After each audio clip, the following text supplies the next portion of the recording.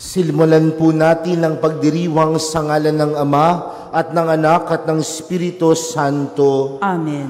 Ang pagpapala ng ating Panginoong Jesucristo, ang pag-ibig ng Diyos Ama at ang pagkikipagkaisa ng Espiritu Santo naway sumainyong lahat. At sumainyo rin.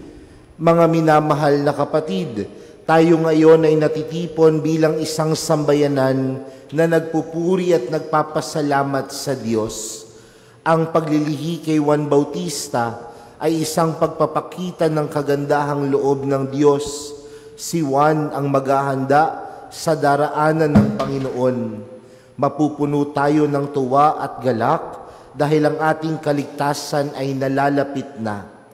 Sa pagkapatuloy ng ating pagdiriwang, hilingin natin na maitulad natin ang ating mga kalooban ayon sa kalooban ng Diyos, kasama ni Maria na ating ina. At upang tayo po ay maging karapat-dapat gumanap sa banal na pagdiriwang na ito, alalahanin po natin ang ating mga pagkukulang at nagawang pagkakasala at buong kababaang loob po tayong humiling ng awa at pagpapatawad mula sa Diyos.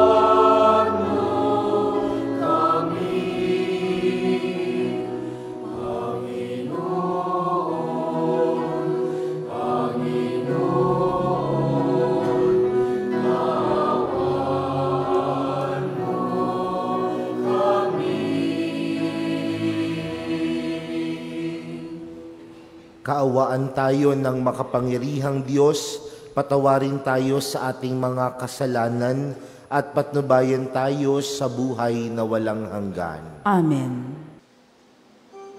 Puri sa Diyos sa kaitaasan,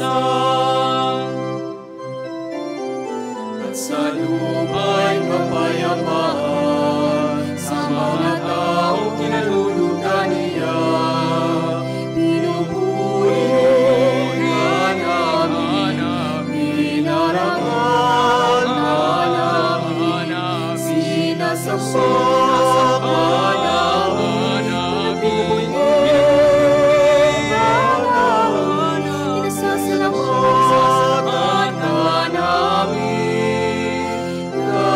Dahil sa dakila mo, aking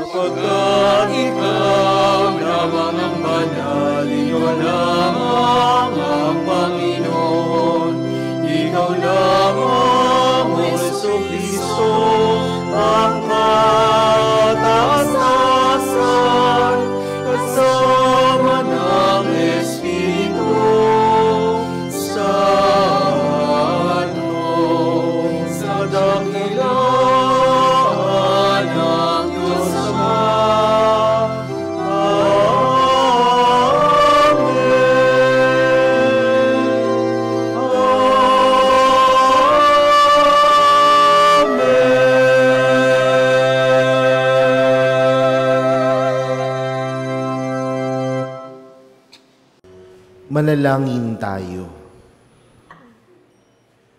Ama naming makapangyarihan, minarapat mong mahayag ang iyong kadakilaan sa pagsilang ng mahal na Birhen para sa sanlibutan.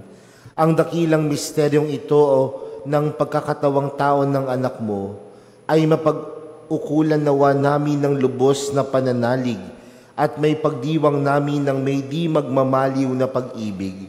Sa pamamagitan niya, kasama ng Espiritu Santo, magpa sa walang hanggan. Amen. Magsiupo ang lahat.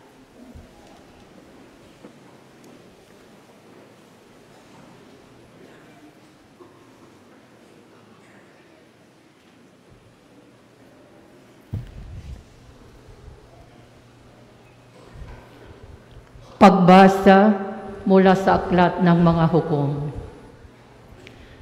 Nung mga araw na yon, sa bayan ng Zora, ay may isang lalaking Manoa ang pangalan, kabilang sa lipi ni Dan.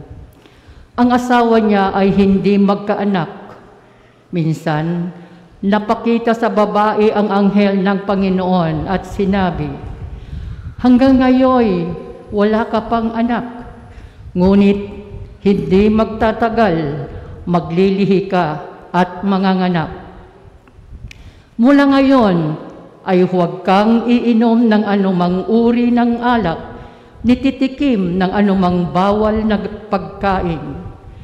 Kung maipanganak mo na siya, huwag mong papuputulan ng buhok, pagkat mula pa sa kanyang pagsilang ay itatalaga na siya sa Diyos. Siya ay magsisimulang magligtas sa Israel mula sa mga Filisteo." Ang babae lumapit sa kanyang asawa at ang kanyang sinabi, "Napakita sa akin ng isang propeta ng Diyos, parang anghel. Kinilabutan ako. Hindi ko tinanong kung taga saan siya at hindi naman niya sinabi kung sino siya. Huwag daw akong iinom ng alak, nititikim ng anumang bawal na pagkain, pagkat ang sanggol na isisilang ko'y itatalaga sa Diyos." Dumating ang araw at nanganak ang asawa ni Manoa. Lalaki ang sanggol at pinangalanan nilang Samson. Lumaki ang bata na patuloy na pinagpapala ng Panginoon. Ang Espiritu ng Panginoon ay lumukob kay Samson. Ang salita ng Diyos. Salamat sa Diyos. Lagi kong papupurihan ang iyong kapangyarihan. Lagi kong papupurihan ang iyong kapangyarihan. Ikaw nawa ang muog ko at ligtas na kakanlungan, matatag na kublihan ko at matibay na sanggalang. Sa lahat ng masasama, O Diyos, ako'y ipaglaban. Lagi kong papupurihan ang iyong kapangyarihan. Panginoon, sa iyo ko inilagak ang pag-asa. Maliit pang bata ako, sa iyo'y may tiwala na. At simula at mula pa, wala akong inaasahang mag-iingat sa sarili, kundi tanging ikaw lamang. Lagi kong papupurihan ang iyong kapangyarihan. Pagkat ikaw, Panginoon, ay malakas at dakila, ang taglay mong katangi ay ihahayag ko sa madla. Sa pulpa sa paggabata, ako'y iyong tinuruan, hanggang ngayon sinasambit ang gawa mong hinangaan. Lagi kong papupurihan ang iyong kapangyarihan. Hindi matatawaran ang kagandang loob ng Diyos. Ibibigay niya sa atin ang lahat ng ating mga pangangailangan sa takdang panahon. Buong tiwala tayong dumalangin sa Kanya. Lagi kong papupurihan ang kanyang kapangyarihan. Magsitayo po tayong lahat.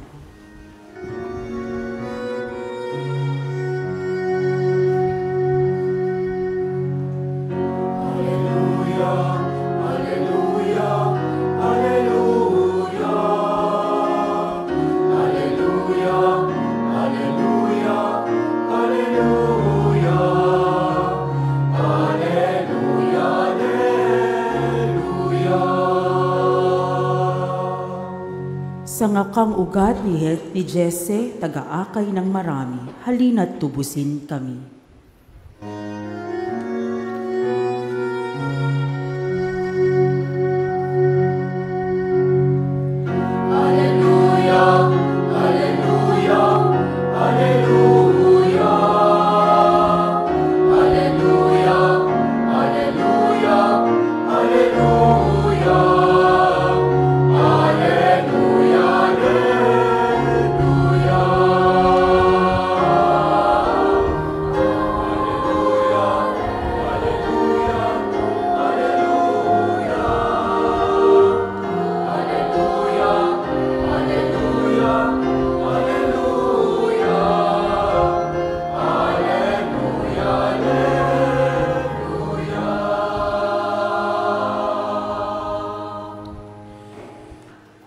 Sumainyo ang Panginoon. At sumainyo rin. Ang mabuting balita ng Panginoon ayon kay San Lucas. Papuri sa iyo, Panginoon.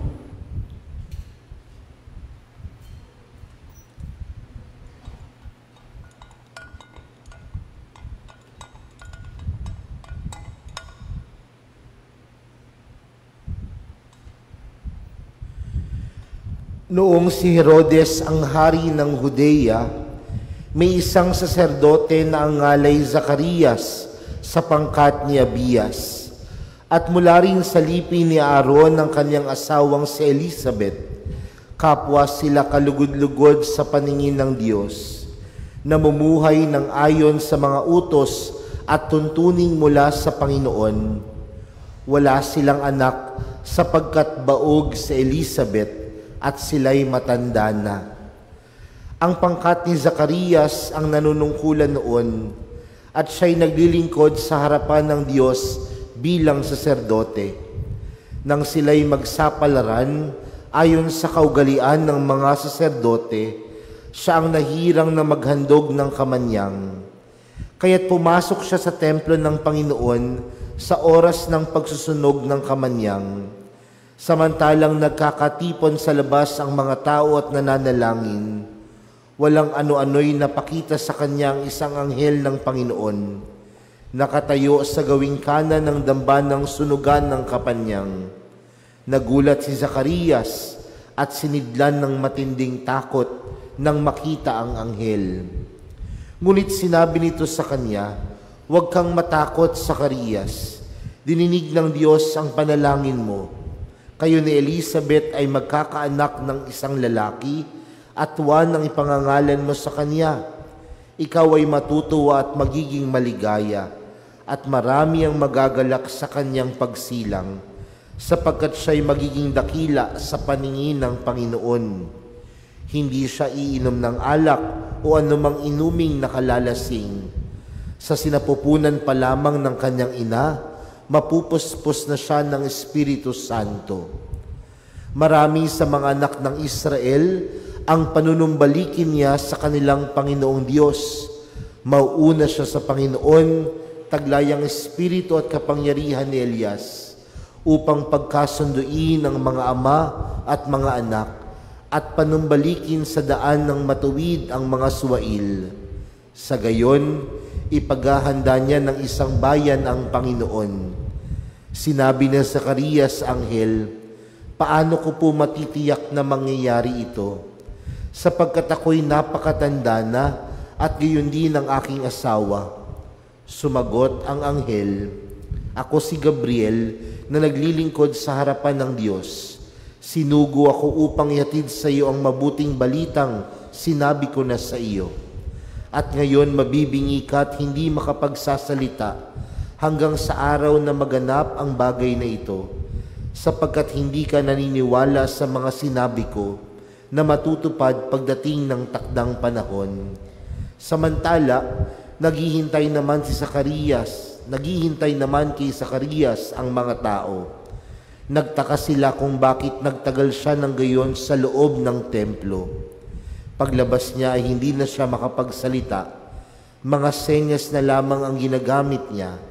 Kaya natanto nila na nakakita siya ng pangitain at siya'y nanatiling tipi. Nang matapos ang panahon ng kanyang paglilingkod, ay umuwi na siya. Hindi nga nagtagal at naglihi si Elizabeth at hindi ito umalis ng bahay sa loob ng 5 buwan. Ngayoy, nilingap ako ng Panginoon, wika ni Elizabeth. Ginawa niya ito upang alisin ang aking kadustaan sa harapan ng mga tao. Mga kapatid, ang mabuting balita ng Panginoon. Pinupuri ka namin, Panginoong Hesukristo. Magandang umaga po sa inyong lahat. Pwede niyo po bang batiin ang katabi ninyo ng magandang umaga? Sino po sa inyo ang nakakaapat na araw na po ng ating misa ng simbang gabi? Nasaan po, no? Palakpakan naman po natin sila, no? Kaya pa po ba? No? Kaya pa pong tapusin hanggang sa huling araw ng pagsisimbang gabi? Kaya pa po? Talaga lang, ha? O, sige. Mga kapatid, ngayong ika-4 na araw ng ating pagsisimbang gabi, mapapansin natin na ang mga karakter, lalong-lalo na sa ating ebanghelyo, na si Zacarias at Elizabeth ay matatanda. Meron po bang matatanda dito? Ay, buti na lang may umamin. No? Kasi aminin natin o hindi, maraming mga pagkakataon na tila tinatago natin yung ating edad. Kapag tayo ay nagdiriwang ng kaarawan, di ba merong mga taong nagtatanong sa atin, o ilang taon ka na? At ang madalas nating sagot, hindi dapat tinatanong yan. Secret yan. Pero alam natin mga kapatid, na ang pagtanda ay isang realidad. Ang pagtanda ay mararanasan ng lahat. Kaya nga, di ba ang mga magulang, kapag pinagsasabihan nila yung kanilang anak, balang araw, tatanda ka din. Dahil ang bawat isa sa atin darating sa punto ng pagtanda. Dahil lahat naman talaga lilipas. Pansinin po ninyo, nung tayo ay pinanganak, ang ating balat makinis. Pero darating ang panahon, nawawala yung kakinisan ng balat at ano pong nangyayari sa balat? Nangungulubot. Kahit napakadami nating pinapahid, hindi natin matatago na mangungulubot at mangungulubot ang ating mga balat. Dati po ang ating buhok ay itim. Pero darating ang panahon na yung buhok natin magiging kulay blonde. Nagpakulay eh. Di ba? Nagiging puti, di ba? Darating din ang panahon, dati makapal ang ating buhok, pero luminipis. Because it is really a reality for us to grow old. Pero kung parte ng buhay ang pagtanda, bakit minsan tinatago natin ang pagtanda? Dahil may mga pagkakataon na kahit dumadagdag ng taon ang edad natin taon-taon, baka kasi wala tayong pinagkatandaan. Wala tayong pinagkatandaan. Sa ating ebanghelyo, si Zacarias at Elizabeth, sabi dito, kapwa sila kalugod-lugod sa paningin ng Diyos, namumuhay ng ayon sa mga utos at tuntuning mula sa Panginoon. Ibig sabihin, namuhay sila na ng ayon sa kagustuhan ng Diyos. At yun marahil yung magandang pagnilayan at magandang tingnan sa buhay natin bilang mga Kristiyano. Lumalago din ba yung ating pananampalataya? Tumatanda din ba yung ating pagtitiwala sa Diyos? O tila tumatanda tayo ng paurong habang dumadagdag ang edad, hindi naman lumalago yung pananampalataya natin sa Diyos. Alam niyo po, nakakatuwa na ngayong simbang gabi, punong-puno ang simbahan. Siksikan, maraming nakatayo. Pero tingnan po natin, pagdating ho ng December 26, may magsisimba pa kaya? Gigising pa kaya tayo ng maaga para lamang magkaroon tayong ng ugnayan sa Diyos? Taon-taon, dumadagdag ng edad. Taon-taon, tumatanda. Pero tandaan natin na sa bawat tanda na nadadagdag sa edad natin, dapat meron tayong pinagkatandaan. At ang pinagkatandaan natin na tayo ay lumalago sa buhay pananampalataya, sa buhay para sa Diyos. Alam niyo po, nung ako po ay batang pari, bata pa rin naman ho ako, no? Mas bata po ako sa parish priest nyo.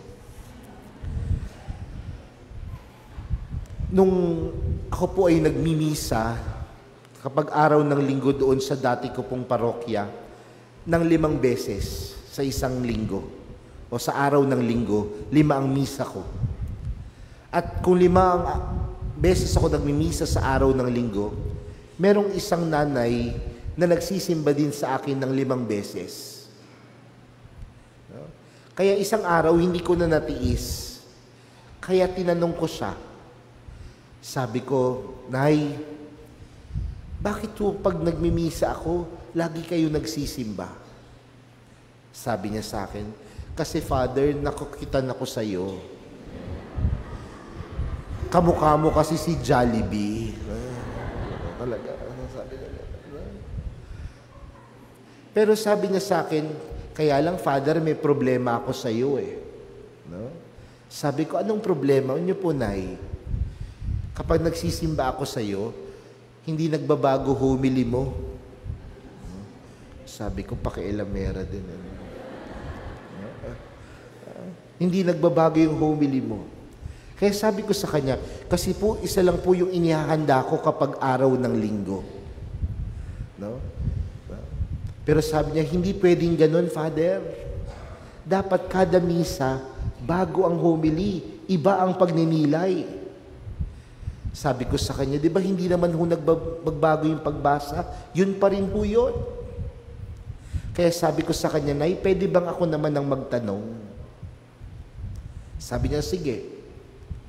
Sa pagsisimba niyo ho ng 5 beses sa araw ng linggo, linggo-linggo, kayo po ba nagbago na? Tinalikuran po ako nung matanda. At sabi doon sa parokya na iyon, mula daw po nang umalis ako sa parokya na iyon, hindi na daw po nagsimba. Sino po ulit yung nakaka-4 na araw ng pagsisimbang gabi? Kanina, taas-taas. Ngayon, wala na. Baka nahihiya kasi baka walang pinagkatandaan. Mga kapatid, ang pagtanda ni Zacarias at Elizabeth ay hindi lamang sa edad, kundi lumago sa pananampalataya, lumago sa pagtitiwala. Kaya kung lumalago tayo sa pananampalataya at lumalago din ang ating pagtitiwala sa Diyos, ito ho yung pangalawang bagay na magandang mapagnilayan.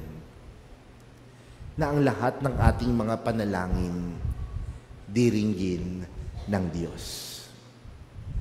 Sa ating pong ebanghelyo, parehas po silang, o matanda na po sila, at wala na silang kakayanang magdalang tao.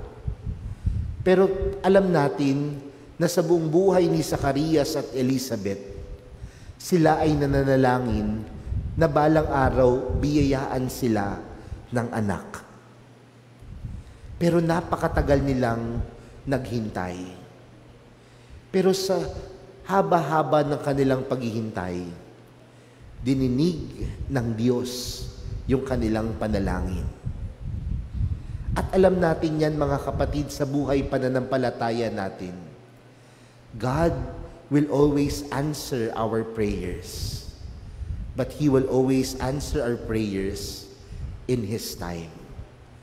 Because God's time is not just the best time, but God's time is always the perfect time. Ang paghihintay o ang kasagutan sa ating mga panalangin, dinidinig ng Diyos, hindi lamang dahil maganda yung oras o ang timing ng Diyos, kundi kapag dinidinig ng Diyos ang ating panalangin, ito ang pinakamagandang oras.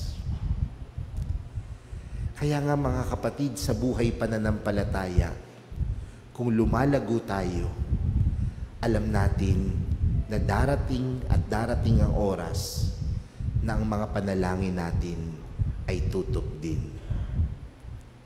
Minsan po ako'y nagdarasal sa isang simbahan, at habang ako po ay nagdarasal, may tumabi ho sa aking isang babae.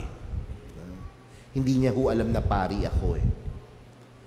At habang siya ay nagdarasal, ang lakas ho ng kanyang boses. Nakapikit po ako nung mga oras na iyon. At ang panalangin niya, sabi niya, Lord, bigyan mo naman ako ng boyfriend. Sabi niya. Sabi ko, sino kaya ito? Kaya dali-dali ko pong binuksan yung aking mga mata. At pagbukas ko ho ng aking mga mata, nagkatinginan po kami. Kaya sabi ko sa kanya, ay hindi po ako yun. Wag ho ako, wag po. No? Sabi ko, at habang kami nag-uusap, sabi niya sa akin, Father, 56 years old na po ako. No? Pero alam niyo po yung nakakatawa, sabi niya, mula pa ho nung ako ho ay bata, ako po ay nananalangin na sana ako po ay makahanap ng makakasama sa buhay. At nakakatuwa ko, makalipas ang ilang buwan, bumalik ho siya. At sabi niya sa akin, Father, kakasal na po ako. Kaya sabi ko sa kanya, may asim ka pa eh, sabi ko eh. Pero, ano po yung pinupunto natin dito mga kapatid? Sa bawat paghiling, may sagot ang Diyos. At alam natin na minsan, hindi sinasagot ng Diyos yung mga hinihiling natin. Pero mas may ibinibigay na magandang sagot ang Diyos sa mga bagay na hinihiling natin sa Kanya. He will always answer our prayers, not only in His time, but every time He answers our prayers, it is always because God's time is perfect time. At panghuli, parehas po ng ating mga pagbasa, hindi po magkaanak.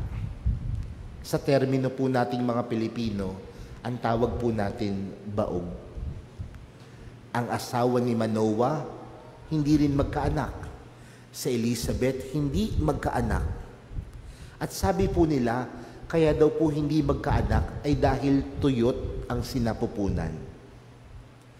Pero sa kabila ng pagiging tuyot ang kanilang sinapupunan, merong isang bagay na hindi natuyo sa kanila. At ano po yun? Yung kanilang spiritualidad. Yung kanilang pananampalataya sa Diyos.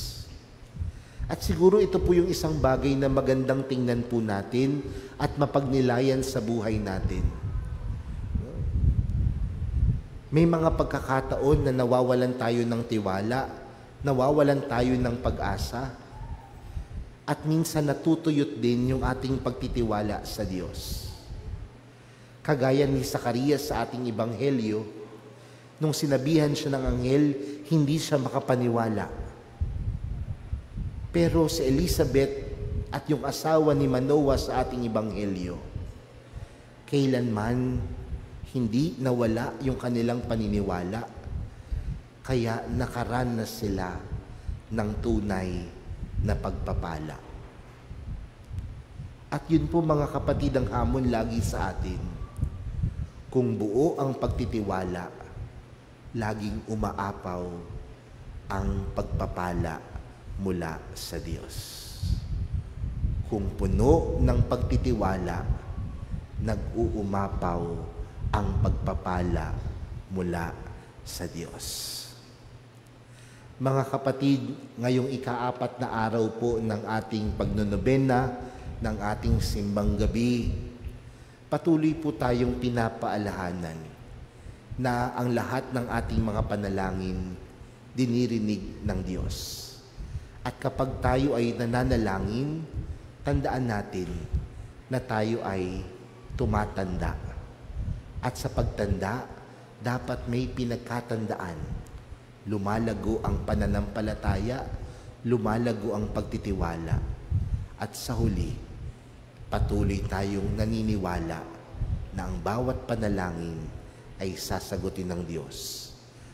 Dahil ang Diyos ay laging nagbibigay sa atin ng pagpapala at biyaya. At kung tayo ay tumatanggap ng pagpapala at biyaya, huwag tayong makakalimot na tunay na magpasalamat. Amen.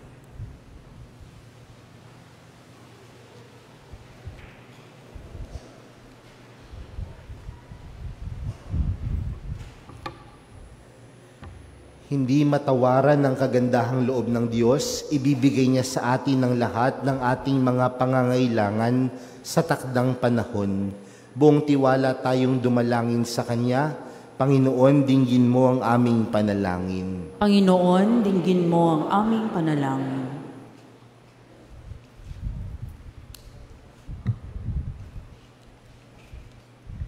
Naway maging bukas at handa kami sa kapanganakan ng tagapagligtas ngayong Pasko at sa pakikitagpo namin sa Kanya sa bawat araw ng aming buhay. Manalangin tayo sa Panginoon. Panginoon, dinggin mo ang aming panalangin. Naway dumami pa ang mga mabubuting taong tumutulong at nagsusumikap para sa ikabubuti at ikauunlad ng mga pamilya sa pamamagitan ng kanilang mga gawa at halimbawang nakaugat sa turo ng Diyos. Panginoon, dinggin mo ang aming panalangin. Naway tanggapin ng mga magulang ang mga anak na biyaya ng Panginoon at tulungan silang tukuyin ang kalooban ng Diyos sa kanilang buhay. Manalangin tayo sa Panginoon. Panginoon, dinggin mo ang aming panalangin. Tulad din na Zacarias at Elizabeth, naway pagpalain ng Panginoon ang mga mag-asawang naghihintay ng anak na arugain at mamahalin. Manalangin tayo sa Panginoon. Panginoon, dinggin mo ang aming panalangin. Tahimik nating idalangin ang ating mga sariling kahilingan. Manalangin tayo sa Panginoon. Panginoon, dinggin mo ang aming panalangin. Panginoon, puspusin mo kami ng iyong Espiritu upang buong galak naming tanggapin si Jesus at kami naway maging tapat lagi sa iyo, ngayon at magpasawalang hanggan. Amen.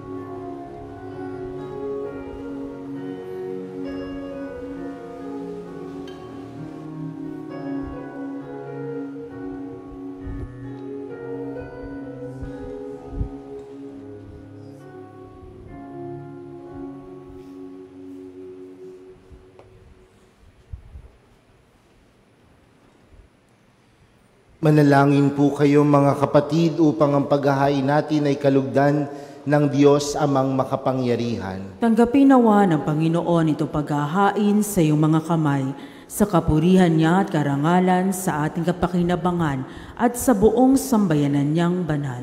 Ama naming lumikha, tunghayan mo ang mga nakahain sa dambana, itong aming abang nakayanan ay magkamit nawa ng kapupunang kabanalan na idinudulot ng kapangyarihan sa pamagitan ni Hesukristo kasama ng Espiritu Santo magpa sa walang hanggan. Amen. Sumainyo ang Panginoon. At sumainyo rin. Itaas sa Diyos ang inyong puso at diwa. Itinaas na namin sa Panginoon. Pasalamatan natin ng Panginoong ating Diyos. Marapat na siya ay pasalamatan. Ama naming makapangyarihan, tunay ngang marapat na ikaw ay aming pasalamatan. Sa pamagitan ni Hesukristo na aming Panginoon, ang pagsusugo mo sa Kanya ay pinahayag ng lahat ng mga propeta. Ang pagsilang niya ay pinananabikan ng mahal na Birheng Kanyang inang tunay sa kapangyarihan ng Espiritong Banal. Ang pagdating niya ay inilahad ni San Juan Bautista sa Kanyang pagibinyag. Ngayong pinaghahandaan namin ng maligayang araw ng Kanyang pagsilang, kami nananabik at nananalangin lubos na makaharap sa Kanyang kadakilaan. Kaya kaisan ng mga anghel na nagsisiawit ng papuri sa iyo, nang walang humpay sa kalangitan, kami nagbubunyi sa iyong kadakilaan.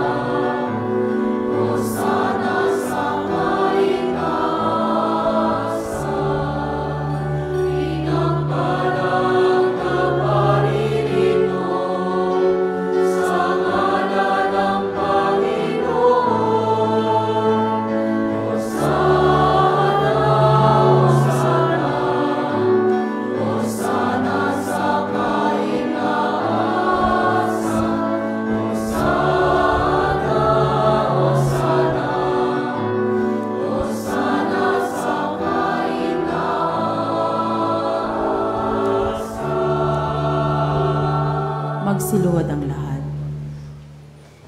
Ama naming banal, ikaw ang bukal ng tanang kabanalan. Kaya't sa pamagitan ng iyong Espiritu, gawin mong banal ang mga kaloob na ito upang para sa aming maging katawan at dugo ng aming Panginoong Hesukristo. Bago niya pinagtiis ang kusang loob na maging handog, hinawakan niya ang tinapay, pinasalamatan kaniya, pinaghati-hati niya iyon, iniabot sa kanyang mga alagad at sinabi, "Tanggapin ninyong lahat ito at kanin. Ito ang aking katawan na ihahandog para sa inyo."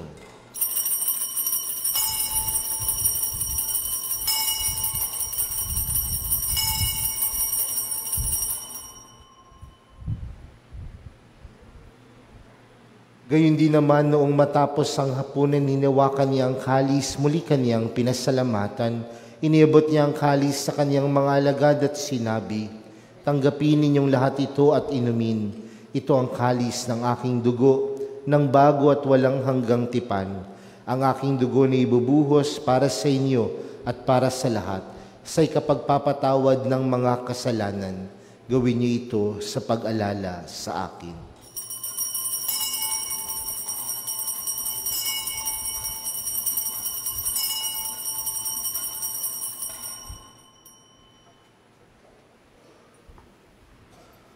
Ipagbunyi natin ang misteryo ng pananampalataya.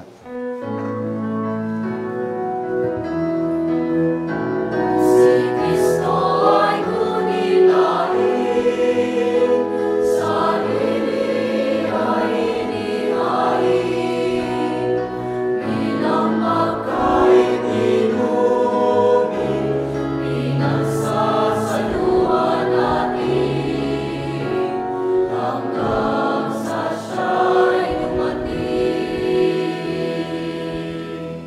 Ama, ginagawa namin ngayon ang pag-alala sa pagkamatay at muling pagkabuhay ng iyong anak. Kaya't inaalay namin sa iyo ang tinapay na nagbibigay buhay at ang kalis na nagkakaloob ng kaligtasan.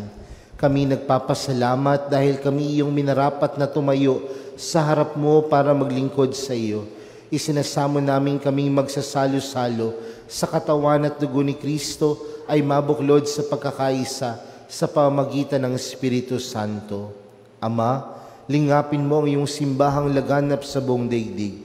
Puspusin mo kami sa pag-ibig, kay San Francisco na aming Papa at ni Jose na aming Obispo at ng Tanang Kaparian. Alalahanin mo rin ang mga kapatid naming nahimlay nang may pag-asang sila'y muling mabubuhay, gayon din ang lahat ng mga pumanaw. Kaawaan mo sila at patuloyin sa iyong kaliwanagan.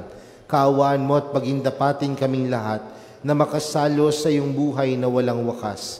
Kaisa ng mahal na Birheng Maria na ina ng Diyos, ng kanyang kabiyak ng puso si San Jose, kaisa ng mga apostol at ng lahat ng mga banal na namuhay dito sa daigdig ng kalugod-lugod sa iyo.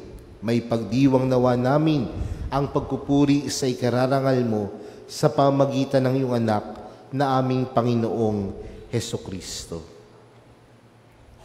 Sa pamamagitan ni Kristo, kasama niya at sa Kanya, ang lahat ng parangal at papuri ay sa iyo, Diyos amang makapangyarihan, kasama ng Espiritu Santo, magpa sa walang hanggan.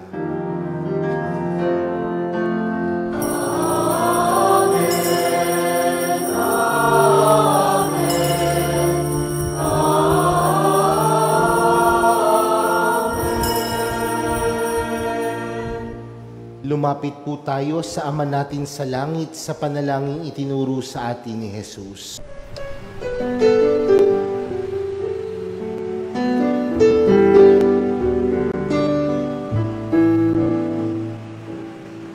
Ama namin, sumasalangit ka, sambahin ang ngalan mo. Mapasa amin ang kaharian mo, sundin ang loob mo. Dito sa lupa para nang sa langit, bigyan mo po kami ngayon ng aming kakanin sa araw-araw at patawarin mo kami sa aming mga sala, para ng pagpapatawan namin sa kakasala sa amin, at huwag mo kaming ipagdulot sa tukso, at yadya mo kami sa lahat ng masama. Hinihiling po namin kamedya sa lahat ng masama, pagkalooban ng kapayapaan araw-araw, iligtas sa kasalanan at ilayo sa lahat ng kapahamakan. Samantalang aming pinananabikan ang dakilang araw ng pagkapahayag ng tagapagligtas naming si Jesucristo.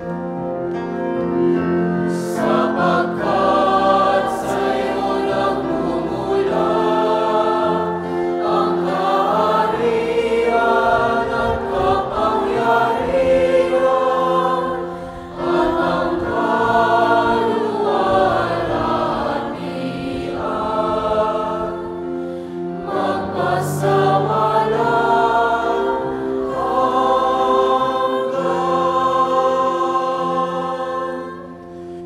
Panginoong Hesukristo, sinabi mo sa iyong mga apostol, kapayapaan ang iniiwan ko sa inyo, ang aking kapayapaan ang ibinibigay ko sa inyo.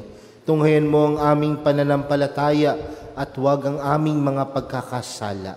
Pagkalooban mo kami ng kapayapaan at pagkakaisa ayon sa iyong kalooban, kasama ng Espiritu Santo, magpa sa walang hanggan. Amen. Ang kapayapaan ng Panginoon ay laging sumainyo. At sumainyo rin. Magbigayan po kayo ng kapayapaan sa isa't isa. Peace be with you.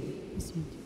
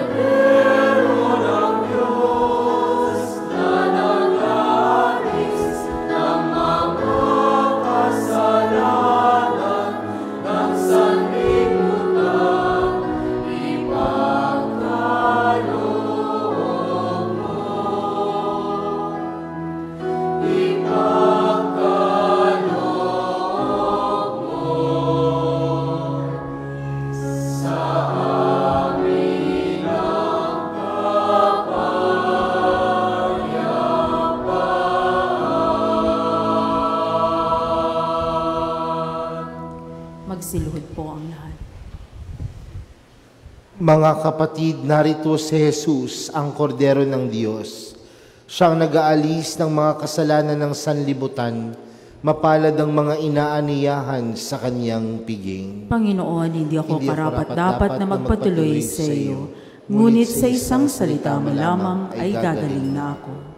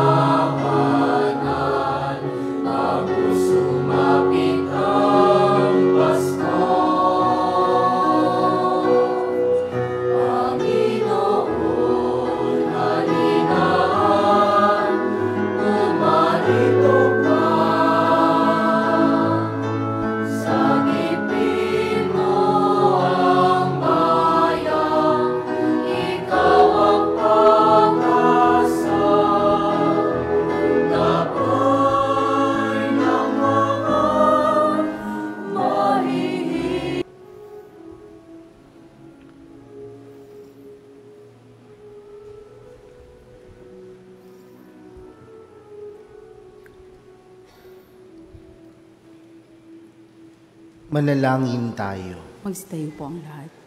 Ama naming mapagmahal, bilang pagtanaw ng utang na loob sa aming pinagsaluhan, kami ay panatilihin mong nananabik sa mga darating mong bigay upang mapaghandaan naming tanggapin ng marangal ang pagsilang ng aming manunubos na mahal na siyang namamagitan kasama ng Espiritu Santo magpa sa walang hanggan. Amen. Sumainyo ang Panginoon. At sumainyo rin. Yumuko po kayo habang iginagawad ng pagabasbas. Ang makapangyarihang Diyos, Ama ng bugtong na anak, na naparito na noon at hinihintay nating bumalik ngayon, ay sinawang magpabanal sa inyo, pakundangan sa liwanag ng kanyang pagdating, at siya rinawang pumuspos sa inyo sa pagpapala, ngayon at magpasawalang hanggan. Amen. Patataginawa niya kayo sa pananampalataya, paligayahin sa pag-asa, at pakilusin sa pag-ibig na puspos ng sigla, ngayon at magpasawalang hanggan. Amen. Kayong nagagalak sa pagdating ng nagkatawang taong manunubos, ay puspusinawa niya ng gantimpalang buhay na di matatapos, kapag siya'y dumating na may kadakilaang lubos, magpasawalang hanggan. Amen. At pagpalain po kayong lahat ng makapangyarihan at mapagmahal na Diyos, Ama, Anak at ng Espiritu Santo. Amen. Naialay na po ang misa, humayo kayong taglayang kapayapaan upang ang Panginoon ay mahalin at paglingkuran. Salamat sa Diyos.